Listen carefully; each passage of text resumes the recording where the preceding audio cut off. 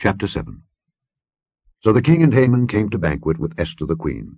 And the king said again unto Esther on the second day at the banquet of wine, What is thy petition, Queen Esther? And it shall be granted thee. And what is thy request? And it shall be performed even to the half of the kingdom.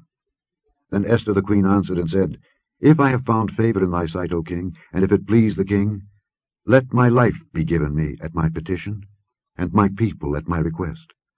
For we are sold, I and my people, to be destroyed, to be slain, and to perish. But if we had been sold for bondmen and bondwomen, I had held my tongue, although the enemy could not countervail the king's damage. Then the king Ahasuerus answered and said unto Esther the queen, Who is he, and where is he, that durst presume in his heart to do so?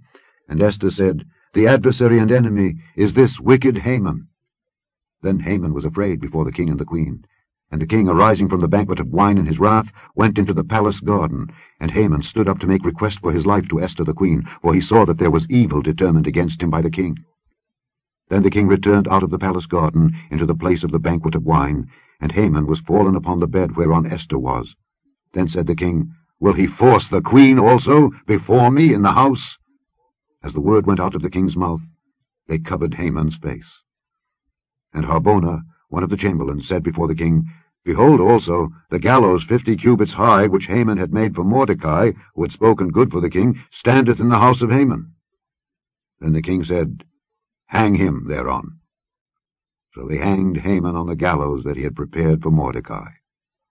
Then was the king's wrath pacified.